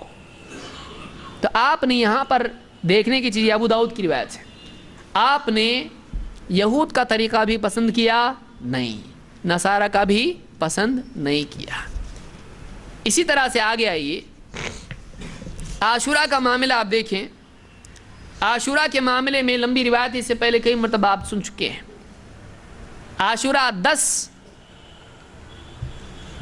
محرم کو اللہ کے نبی صلی اللہ علیہ وسلم نے دیکھا کہ یہود روزہ رکھتے ہیں، پوچھا کیا وجہ ہے، انہوں نے بتایا کہ موسیٰ علیہ السلام کو اللہ نے نجات دی فرعون سے، تو انہوں نے شکر کے طور پر ہی رکھا۔ آپ نے کہا ہم زیادہ حقدار ہیں موسیٰ علیہ السلام کے، تو موسیٰ علیہ السلام سے نسبت کی وجہ سے آپ نے اس دن روزہ رکھا۔ صحابہ نے بعد میں کہا کہ اے اللہ کے رسول، قالوا یا رسول اللہ انہو یوم تعظمہ اليہود والنصارى، اللہ کے رسول یہ جو دن ہے یہود و نصارہ اس کی بڑی تعظیم کرتے ہیں، یہ ان کا اسپیشل ڈے ہے۔ تو آپ نے کیا کہا فَإِذَا كَانَ الْعَامُ الْمُقْبِلِ إِنْ شَاءَ اللَّهُ سُمْنَ الْيَوْمَ التَّاسِعِ، اگلا سال جب ہوگا تو انشاءاللہ ہم 9 کو بھی روزہ رکھیں گے، ہم 9 کو بھی روزہ رکھیں گے۔ تو آپ نے کیا کیا، ان کی مخالفت میں وہ خاص کون سے دن روزہ رکھتے تھے، 10 محرم کو، آپ نے کہا وہ 10 کو رکھتے ہیں ٹھیک ہے، ہم اگلے سال 9 کو بھی رکھیں گے، تو ان کی مخالفت کریں گے، صرف 10 نہیں 9 10 جوڑی بنانے سے مخالفت ہو جاتی ہے۔ اس کو امام مسلم نے روایت کیا ہے۔ اسی طرح سے آپ نے فرمایا لا یزال الدین ظاہرا ما عجل الناس الفطر، دین غالب رہے گا جب تک لوگ افطار میں جلدی کرتے رہیں گے۔ اور آپ نے کیا کہا لأن اليہود والنصارى یؤخرون، اس لیے کہ یہود و نصارہ کیا کرتے ہیں، افطار میں دیری کرتے ہیں۔ یہ طریقہ کس کا ہے، بے وجہ دیری کرنا، سورج ڈوب جانے کے بعد بھی خواہ دیری کرنا کس کا طریقہ ہے، جب پکا معلوم ہو سورج ڈوب چکا ہے پھر بھی اس کے بعد ارے ذرا ٹھہرو، اتنی کیا جلدی ہے، بھوک لگی، اب بھوک نہیں لگی تو کیا لگی، پھر آپ کو نہیں لگی اسی لیے گھور رہے ہیں سب چیزوں کو۔ تو ایک آدمی خواہ کی تاخیر کرے جبکہ بول رہا ہے دیکھو سورج ڈوب گیا، میں دیکھ رہا ہوں سورج ڈوب چکا ہے، بولے نہیں تھوڑا احتیاط، اللہ کے لیے اتنا نہیں رک سکتے کیا، تو پھر ٹھہرو ہم لوگ کھا لیتے، تم رکو کل تک، رک سکتے ہیں۔ آپ نے فرمایا دین ظاہر یعنی غالب رہے گا جب تک کہ لوگ افطار میں یعنی سورج ڈوبنے کے بعد، پہلے نہیں ڈوبنے کے بعد جلدی کریں، اس لیے کہ یہ طریقہ دیری کرنے کا کس کا ہے، آیا کہ نہیں امت میں، بے وجہ تاخیر، یقین کے بعد بھی کہ سورج ڈوب چکا ہے، یقین نہ ہو تو ایک اور بات ہے، آدمی احتیاط کر رہا ہے، یقین ہے کہ سورج ڈوب گیا پھر بھی احتیاط، یہ یہود و نصارہ کا طریقہ ہے، اس کو ابو داؤد اور حاکم نے روایت کیا ہے۔ اسی طرح یہ عبادات میں تھا، دین کے معاملات میں، نماز میں، روزے میں، اذان میں۔ عادات میں آئیے دیکھتے ہیں، رہن سہن کے اعتبار سے آپ نے حکم کیا دیا، آپ نے فرمایا خالف المشرکین، مشرکین کی مخالفت کرو، وفر اللحى واحف الشوارب، مشرکین کی مخالفت کرو اور داڑھی چھوڑ دو، وفرو، عفو کا لفظ بھی آیا ہے، داڑھی بڑھاؤ، وفرو کا مطلب ہوتا ہے وافر ہونا چاہیے، گھنی داڑھی رہنا چاہیے، داڑھی بڑھاؤ اور مونچھیں کیا کرو؟ ان کو خوب کترو، ان کو خوب کم کرو۔ کس کی مخالفت کرو؟ مشرکین کی۔ ان کا معاملہ کیا ہے؟ الٹا ہے۔ ان کی مونچھیں پانی میں ان کی شریک حیات رہتی ہیں، ہے کہ نہیں؟ پانی پیو، چائے پیو، شربت پیو کہ میری شریک حیات ہے۔ اور داڑھی بالکل کہاں ہے؟ غائب، داڑھی نہیں، اور مونچھیں بڑی۔ یہ کس کا طریقہ ہے؟ یہ عجمی قوموں کا طریقہ ہے۔ آپ نے کہا خالف المشرکین۔ بہت سارے لوگ کیا بولتے ہیں؟ داڑھی کی فضیلت ہے کہ قرآن و حدیث میں؟ بعض لوگ کہتے ہیں کہ داڑھی کا حکم کدھر ہے؟ قرآن میں۔ اچھا تو خالی قرآن والا ہے یعنی حدیث والا نہیں ہے، تو نبی کی بات نہیں مانتا ہے۔ قرآن و سنت دونوں ہمارے لیے ہے۔ آپ نے کہا کہ مشرکین کی مخالفت کرو اور کیا کرو؟ داڑھی خوب بڑھاؤ اور مونچھیں کترواؤ۔ الٹا معاملہ آج مسلمانوں میں ہو گیا ہے کہ آدمی مونچھیں گھنی رکھتا ہے اور داڑھی غائب۔ یہ بخاری مسلم کی روایت ہے۔ اسی طرح سے آپ نے فرمایا ان الیہود والنصارى لا یصبغون فخالفوہم، کہ یہود و نصارہ داڑھی میں خضاب نہیں کرتے ہیں، تم کرو، ان کی مخالفت کرو، تم خضاب کرو۔ جو سفید بال ہو جاتے ہیں ایک دم، تو یہود و نصارہ اس میں خضاب نہیں کرتے ہیں، پورا سفید سر دکھائی دیتا ہے برف کی طرح، لیکن وہ لوگ کیا کرتے ہیں؟ اس میں خضاب نہیں کرتے ہیں۔ آپ نے کیا فرمایا؟ یہود و نصارہ خضاب نہیں کرتے ہیں، تم کرو، ان کی مخالفت کرو۔ اس کو بخاری مسلم نے روایت کیا ہے۔ آپ نے فرمایا غیر الشیبہ ولا تشبہوا بالیہود والنصارى، اپنے بڑھاپے کو خضاب کے ذریعے سے بدل دو، اس کے اثر کو بدل دو، اور یہود و نصارہ کی مشابہت اختیار مت کرو۔ مسند احمد اور ابن حبان کی روایت ہے اور صحیح روایت ہے۔ سلام میں آپ نے سکھایا، آپ نے کہا لیس منا من تشبہ بغیرنا، وہ ہماری طرح نہیں ہے، وہ ہم میں سے نہیں ہے جو ہمارے سوا دوسروں کا طریقہ اختیار کرے۔ دیکھیے کتنی اہم حدیث ہے۔ پھر یہود و نصارہ ہو یا کوئی بھی ہو، مجوسی ہو، مشرکین ہو، کوئی بھی ہو، آپ نے کیا فرمایا؟ لیس منا من تشبہ بغیرنا، ہم کو چھوڑ کے کسی اور کا طریقہ جو اپنائے وہ ہم میں سے نہیں۔ اس کا ہمارے ساتھ رشتہ کیا ہے؟ پھر خالی دامن نہیں چھوڑیں گے، تیرا کیا رشتہ ہے؟ رشتہ کب ہوگا؟ دیکھیے یہاں پہ کیا بتایا گیا ہے، لیس منا، وہ ہم سے نہیں ہے، جو من تشبہ بغیرنا، جو ہمارے سوا دوسروں کی مشابہت اختیار کرے، ہماری وجہ کسی اور کی سملیرٹی اختیار کرے۔ تو معلوم یہ ہوا کہ ایک آدمی کا رشتہ واقعی نبی سے تب ہے جب وہ نبی کی مشابہت اختیار کرے، جو نبی صلی اللہ علیہ وسلم اور صحابہ کے طریقے پر چلے، تب اس کو حق ہے بولنے کا، خالی بولنے سے کچھ نہیں ہوتا ہے۔ اور آپ نے فرمایا لا تشبہوا بالیہود ولا بالنصارى، یہود و نصارہ کی مشابہت اختیار مت کرو۔ فإن تسلیم الیہود الاشارۃ بالاصابع، اس لیے کہ یہود کا سلام انگلیوں سے اشارہ ہے، انگلیوں سے اشارہ ہے۔ وہ تسلیم النصارى الاشارۃ بالاکف، اور نصارہ کا سلام کیسا ہے؟ نصارہ کا سلام ہتھیلیوں سے اشارہ ہے، اور یہودیوں کا کیسا ہے؟ انگلیوں سے۔ تو ان کا اشارہ انگلیوں سے ہے سلام، اور نصارہ کا کیسا ہے؟ ہتھیلیوں سے۔ آج مسلمان کرتا نا سلام نہیں بولتا، خالی ہاتھ بتاتا ہے اس کو، تو اسلام کا طریقہ نہیں ہے۔ اسلام کا طریقہ ہے السلام علیکم، السلام علیکم۔ یہ ترمذی کی روایت ہے۔ اللہ کے نبی صلی اللہ علیہ وسلم اس کا اتنا اہتمام کرتے تھے کہ آپ دیکھیں عبادہ ابن صامت رضی اللہ عنہ کہتے ہیں کان رسول اللہ صلی اللہ علیہ وسلم یقوم فی الجنازۃ حتی تودع فی اللحد، اللہ کے نبی صلی اللہ علیہ وسلم قبر میں جنازہ اتارنے تک کھڑے رہتے تھے، بیٹھتے نہیں تھے۔ قبر میں جنازہ اتارنے تک بیٹھتے نہیں تھے، کھڑے رہتے تھے۔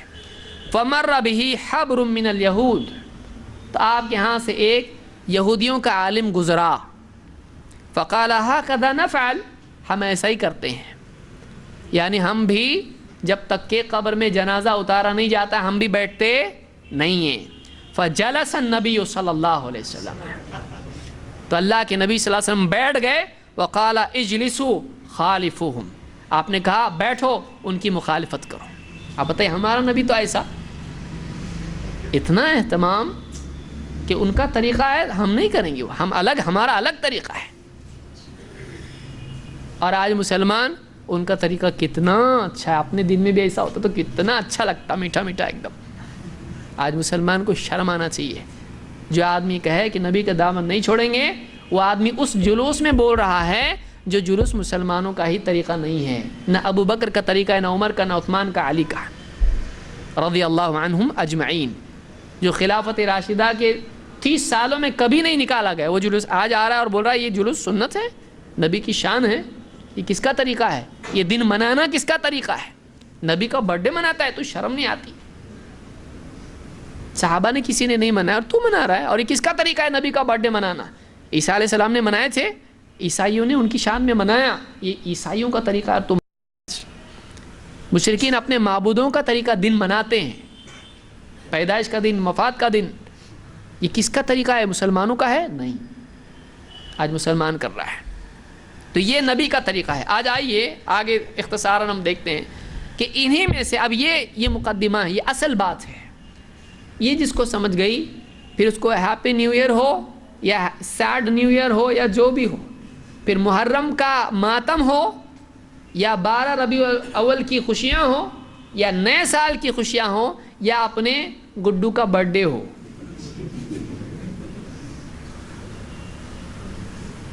یعنی کیسا آدمی بولتا بچہ بہت ضد کر رہا، معلوم ہے میرے کو یہ اسلام میں نہیں ہے لیکن میرا گڈو بہت ضد کر رہا، دیکھو. تو گڈو کی خوشی کے لیے اپنا دین تو تباہ کر رہا ہے. گڈو اگر بولے جیب میں کہ پورے پیسے دو نہیں تو دیکھو پھر میں رونا بند نہیں کروں گا، دے گا پھر دھلائی کرے گا اس کی. اپنی حد میں رہے. لیکن گڈو برتھ ڈے بول رہا ہے تو پھر پپا کیسے ہو گئے گڈو کے؟ ہاں پھر بالکل تابع اس کے ایک دم. جو نبی کی اتباع نہیں کرے گا وہ بچے کا غلام بنے گا.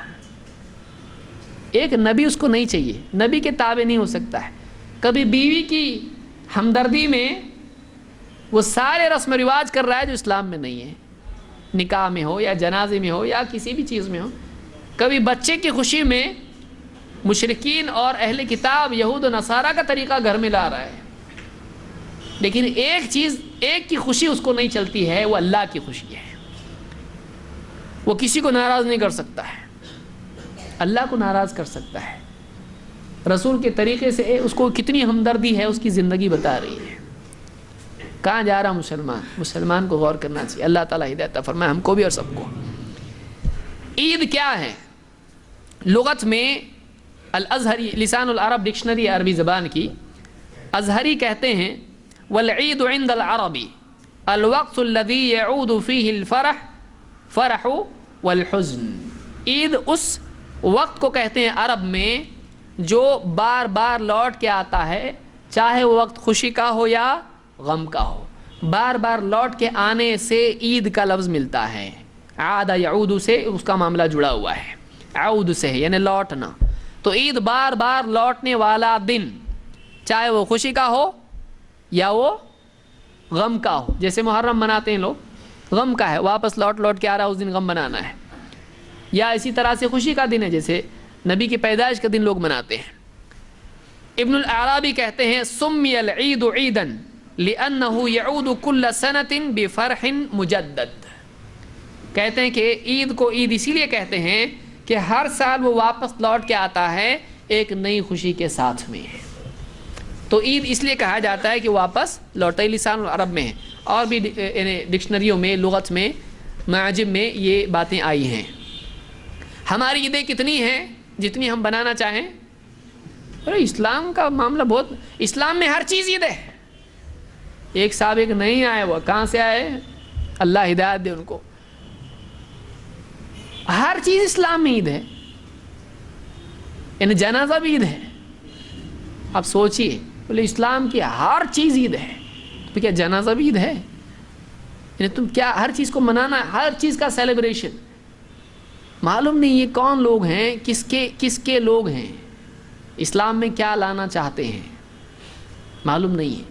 ان کو یہود و نصارہ سے جتنی ہمدردی ہے اتنی توحید والوں سے نہیں ہے. وہ چل جاتے ہیں جو اللہ کا بیٹا کسی کو بنا لیں, اور ہمارے نبی کو جھوٹا کہنے کی تاریخ جن کی ہو وہ چل جاتے ہیں. وہ لوگ نہیں چلتے ہیں جو کہتے ہیں کہ نبی کی بات ایسی ہے, اللہ کی بات ایسی, اس لیے ایسا نہیں کرنا چاہیے. وہ لوگ چل جاتے ہیں جو عیسیٰ علیہ السلام کو اللہ کے برابر مانیں.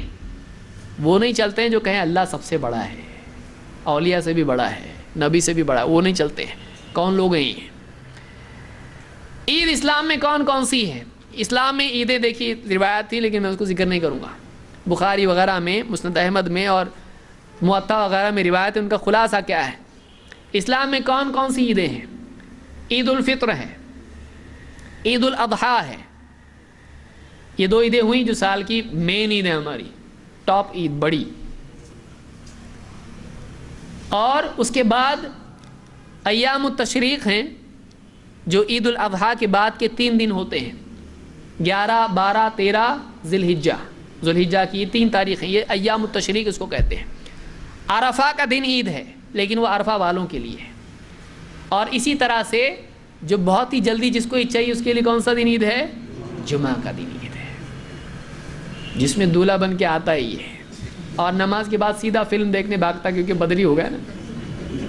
ایک دن میں جمع. تو عید الفطر, عید الاضحیٰ, عرفہ, ایام التشریق اور جمعہ یہ عید ہیں. اس کے علاوہ ہم عید نہیں جانتے ہیں. اور کیا عید کا معاملہ ایسا ہے کہ ہم اپنی طرف سے کچھ بھی عید بنا سکتے ہیں؟ چلو نا اس کو عید بنائیں, کتنا اچھا ہے نا, بنا سکتے ہیں؟ نہیں. عید یہ توقیفی معاملہ ہے, یہ اللہ کی طرف سے دیا ہوا معاملہ ہے. ہمارا اپنا بنانے کا اختیار ہم کو اس میں نہیں ہے. دلیل آئیے. انس رضی اللہ تعالیٰ کہتے ہیں قدیم رسول اللہ صلی اللہ علیہ وسلم المدینہ, اللہ کے رسول صلی اللہ علیہ وسلم مدینہ آئے ہیں. وَلَهُمْ يَوْمَانِ يَلْعَبُونَ فِيهِمَا, لوگوں کے 2 دن تھے, ان 2 دنوں میں وہ کھیل کود کرتے تھے, کرتب وغیرہ چلتا تھا, ان کا تھوڑا سیلیبریشن تھا. وہ کون سے 2 دن تھے؟ نیروز اور مہرجان, یہ 2 دن تھے, وہ منائے جاتے تھے مدینہ میں.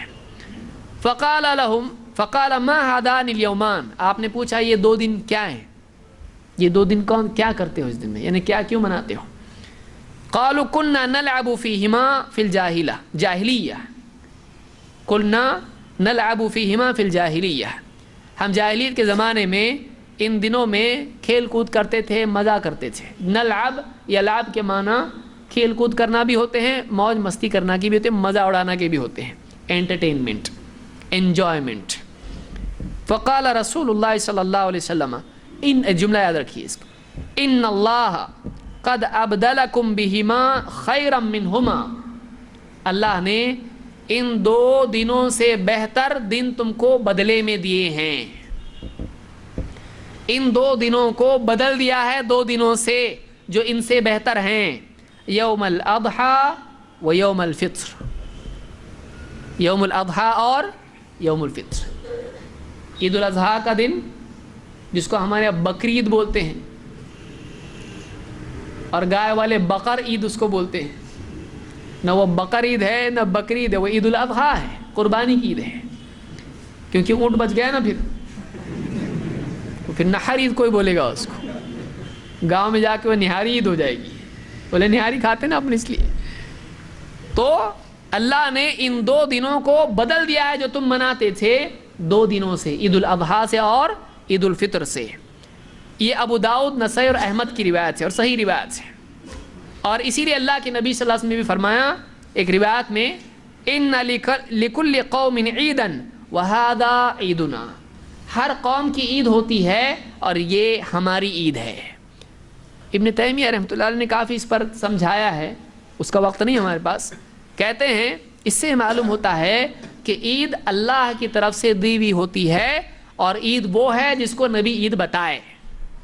ہر قوم کی ایک عید ہوتی ہے, ہر قوم کی الگ الگ عیدیں ہوتی ہیں, ہماری یہ عید ہے. تو جس چیز کو اللہ کے نبی صلی اللہ علیہ وسلم نے عید بتایا وہ عید ہے. ہم اپنی طرف سے عید بنا سکتے ہیں. کوئی آدمی یوں کہے مثلا چلو عید الاضحیٰ میں، عید الفطر میں جیسا ہوتا، ایک کام کریں گے، عید میلاد النبی کے لیے عید کی نماز پڑھنے کے لیے جمع ہو جاؤ. یہ کاصلات، عید میلاد النبی کی نماز ہوتی جیسی عید کی ہوتی عیدگاہ میں؟ نہیں ہوتی ہے. کیوں نہیں ہوتی؟ کو پہلے عید ہے نا، چلو کریں گے. بولے نہیں، دین میں نہیں ہے یہ. تو پھر یہ عید ہے کیا دین میں؟ جب عید کی نماز دین میں نہیں ہے، وہ عید کہاں سے آئی؟ اپنی طرف سے عید بنانا جائز ہے، جب اس میں نماز بنانا جائز نہیں ہوا، نماز غلط ہے، پھر عید کیسے صحیح ہوئی ہے؟ تو یہ عید اللہ کی طرف سے ہوتی ہے، اپنی طرف سے ہم بنا سکتے ہیں نہیں. تو آپ نے فرمایا ہر قوم کی ایک عید ہوتی ہے اور یہ ہماری عید ہے. اس کو امام البخاری مسلم دونوں نے روایت کیا ہے. مشرکین کی اخیراً کچھ چیزیں میں بیان کر رہا ہوں، بات ختم ہو جائے گی، اور یہ ہماری بات کا پورا خلاصہ ہے کہ کیا مشرکین کی عید میں شریک ہو سکتے ہیں؟ اہل کتاب کی عیدوں میں، فاسقین کی عیدوں میں، جو اسلامی عید نہیں ہے. عید کا معنی آپ سمجھ رہے ہیں، کوئی اس کو عید نام تھوڑی دیا ہم لوگ، یہ تو ہیپی نیو ایئر ہے. پورا انگلش ہے، عربی کہاں ہے اس میں؟ تو عید نام سے عید نہیں ہوتی ہے، اس کی حقیقت آپ جان چکے ہیں. ہر سال جو گھوم کے آئے لوگ اس میں کیا منائیں؟ خوشی یا غم منائیں. تو وہ کیا ہوتی ہے؟ عید ہوتی ہے. ہر سال کا ایک دن سیلیبریشن کا، خوشیاں منانے کا یا غم منانے کا، وہ عید ہوتا ہے. تو اس تعریف کی روشنی میں آئیے دیکھیے کہ مشرکین اور کفار اور اہل کتاب کی عیدیں منانے کا شرعی حکم کیا ہے، اور ان کو ہیپی نیو ایئر بولنا یا عید مبارک بولنا، اس طرح سے اس کا حکم کیا ہے. ابن قیم رحمۃ اللہ علیہ فرماتے ہیں اپنی کتاب احکام اہل الذمہ میں، اہل ذمہ کے احکام، کہتے ہیں وَأَمَّا التَّهْنِئَةُ بِشَعَائِرِ الْكُفْرِ الْمُخْتَصَّةِ بِهِ فَحَرَامٌ بِالْاتِّفَاقِ. کہتے ہیں کہ جو اہل کفر کے، کفار کے جو شاعر ہوتے ہیں، ان کے خاص دن، ان کی عیدیں، ان کے مواقع، ان کے معاملات ہوتے ہیں جو ان کے ہیں، اس دن، اس وقت میں، اس کے بارے میں ان کو مبارکباد دینا، سارے علماء کا اس پر اتفاق ہے کہ یہ حرام ہے، کوئی اختلاف اس میں نہیں ہے. کہتے ہیں کہ اس میں فحرام بالاتفاق مثل ان یہنئہم باعیادہم وصومہم، ان کی عید کے دن، ان کے روزے کے دن ان کو مبارکباد دینا، ہیپی جو بھی بولنا ہو آگے. فیقول عید مبارک علیک، تمہاری عید مبارک ہو. او تہنأ بہذا العید ونحوہ، یا کسی اور لفظ سے ان کو اس دن کی مبارکباد دے. سارے علماء کا اتفاق ہے کہ کیا ہے؟ حرام ہے. اس کو احکام اہل الذمہ میں انہوں نے ذکر کیا ہے. ہاں یہ اور بات ہے کہ اس عید کے دن اگر وہ کوئی چیز کھانے کی آپ کو دیتے ہیں، اگر وہ ذبیحہ نہ ہو اور ان کے معبود کے لیے چڑھاوا نہ ہو اور وہ حرام نہ ہو، تو پھر اس کو استعمال کیا جا سکتا ہے، اس کو قبول کیا جا سکتا ہے. کوئی نہیں کرتا ہے تو بہت اچھی بات ہے، لیکن کوئی کرتا ہے تو اس پر کوئی جرم نہیں ہے. قابوس اپنے والد سے روایت کرتے ہیں کہ ان امرأۃ سألت عائشہ قالت، ایک عورت نے حضرت عائشہ سے پوچھا اور کہا ان لنا اطیارا، اور ایک روایت میں اوارا، ہماری کچھ خواتین ہیں، قریبی ہیں، جو یعنی ہمارے قریب رہتی ہیں، من المجوس، جو مجوسی ہیں، آگ کی پوجا کرنے والے. وَإِنَّهُ يَكُونُ لَهُمُ الْعِيدُ فَيُهْدُونَ لَنَا، ان کی عید کا دن ہوتا ہے تو ہم کو کچھ ہدیہ بھی وہ لوگ بھیجتے ہیں. فَقَالَتْ أَمَّا مَا ذُبِحَ لِذَلِكَ الْيَوْمِ فَلَا تَأْكُلُوا، حضرت عائشہ نے کہا اس دن کے لیے جو ذبیحہ ان کا ہوتا ہے اس کو مت کھاؤ. وَلَكِنْ كُلُوا مِنْ أَشْجَارِهِمْ، لیکن تم ان کے پیڑوں سے جو پھل ہوتے ہیں ان سے کھا سکتے ہو، یعنی ان کے فروٹ وغیرہ کچھ ہو تو کھا سکتے ہو، جو چڑھاوا نہیں ہونا چاہیے یا جو اس طرح کی چیزیں نہیں، حرام نہیں ہو، لیکن تم ان کا ذبیحہ نہیں کھا سکتے. ابن ابی شیبہ نے اپنی مصنف میں اس کو روایت کیا. حضرت علی کے بارے میں بھی ایک روایت اس طرح کی آئی ہے مصنف میں، جس کو ابن تیمیہ رحمہ اللہ نے اپنی کتاب اقتداء الصراط المستقیم میں ذکر کیا ہے. تو یہ اگرچہ گنجائش ہے لیکن ان کو مبارکباد دے سکتے ہیں، لے رہے ہیں اور بول رہے ہیں ہیپی تمہارا کچھ بھی ہو، تو نہیں بول سکتے ہیں۔ کیا ان کی عید میں شریک ہو سکتے ہیں؟ اللہ تعالیٰ قرآن کریم میں فرماتا ہے والذین لا یشہدون الزور، اللہ کے نیک بندے وہ ہوتے ہیں جو زور میں گواہ نہیں بنتے ہیں۔ زور کس کو بولتے ہیں عربی زبان میں؟ جھوٹ، جھوٹ کے گواہ نہیں بنتے ہیں۔ تو وہ لوگ اللہ کے نیک بندے والذین لا یشہدون الزور، اس میں ابن الجوزی رحمہ اللہ نے اپنی کتاب زاد المسیر میں 8 قول ذکر کیے کہ کیا کیا اس میں آتا ہے، جھوٹی گواہی، جھوٹ بولنا وغیرہ، کفر، شرک سب آتا ہے اس میں۔ ایک اور چیز اس میں آتی ہے، ابن کثیر کہتے ہیں وقال ابو العالیہ وطاؤوس وابن سیرین والضحاک والربیع ابن انس وغیرہم، کئی سلف نے، تابعین اور بہت سارے لوگوں نے یہ کہا ہے کہ ہی اعیاد المشرکین، یہ مشرکین کی عیدیں سے مراد ہے۔ اور والذین لا یشہدون الزور کا مطلب یہ ہے کہ یہ ان عیدوں میں حاضر نہیں ہوتے ہیں، یعنی ان عیدوں میں شریک ہوتے ہیں نہیں ہوتے ہیں۔ معلوم ہوا کہ اللہ تعالیٰ نے اس کو بھی کیا کیا ہے، حرام کیا ہے قرآن میں، کہ اللہ کے نیک بندے وہ ہیں جو مشرکین کی عیدوں میں شریک نہیں ہوتے، اس لیے کہ وہ جھوٹ ہے، وہ شریعت نہیں ہے، وہ واقعی خوشی منانے کا دن ہے نہیں ہے، لیکن انہوں نے اپنی طرف سے بنایا، شریعت میں اضافہ کیا ہے۔ اس کو ابن کثیر نے اپنی تفسیر میں ذکر کیا ہے۔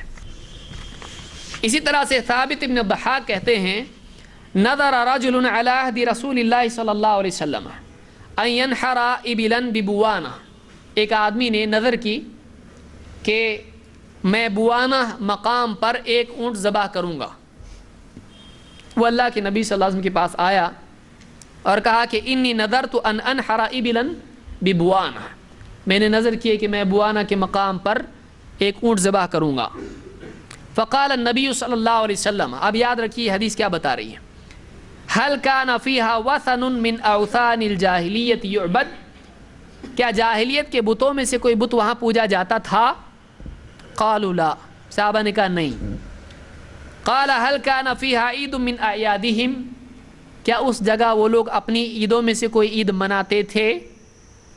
قالوا لا، لوگوں نے کہا نہیں۔ قال رسول اللہ صلی اللہ علیہ وسلم اوفی بنذرک، تو اپنی نظر کو پورا کر، فإنه لا وفاء لنذر معصیت اللہ، اس لیے کہ اللہ کی معصیت میں نظر کوئی پوری نہیں کی جاتی ہے، ایسی نظر پوری نہیں کرنا چاہیے جو اللہ کے کی نافرمانی والی ہو۔ ولا فیما لا یملک ابن آدم، اور نہ ایسی نظر جو آدم کی اولاد کے بس میں نہ ہو۔ وہاں آپ صلی اللہ علیہ وسلم نے پوچھا کہ ہاں کیا ان کی کوئی عید ہوتی تھی کیا اس جگہ پر؟ لوگوں نے کہا نہیں، تو کہا ٹھیک ہے اب پوری کرو، یعنی اگر وہاں عید ہے تو اللہ کے نام سے بھی ذبح کر سکتے ہیں؟ نہیں۔ اس کو ابو داؤد اور ابن ماجہ اور احمد نے روایت کیا ہے۔ اس کے ضمن میں ابن تیمیہ کہتے ہیں فَإِذَا كَانَ الذَّبْحُ بِمَكَانٍ كَانَ فِيهِ عِيدُهُمْ مَعْصِيَةٌ، کہتے ہیں کہ جہاں ان کی عید منائی جاتی تھی وہاں صرف ذبح کرنا اپنا جانور گناہ ہے، فَكَيْفَ بِمُشَارَكَتِهِمْ فِي نَفْسِ الْعِيدِ، تو پھر ان کی عید میں شریک ہونا کتنا ڈینجر ہو سکتا ہے۔ سمجھ رہے ہیں آپ؟ وہاں وہ لوگ اپنی عید مناتے تھے، ابھی نہیں، جاہلیت میں اس جگہ اپنا جانور ذبح کرنا یہ گناہ ہے، تو اب ان کی عید منائی جا رہی ہے، اس میں شریک ہونا کتنا بڑا گناہ ہے۔ اس کو بولتے ہیں علم۔ دیکھیے کیسا استنباط کر رہے ہیں، یہ اور زیادہ ڈینجر ہے شریک ہونا، یہ حرام ہوا۔ اگر وہ معصیت ہے تو یہ بڑی معصیت ہوئی اس سے، ان کی عید میں شریک ہونا۔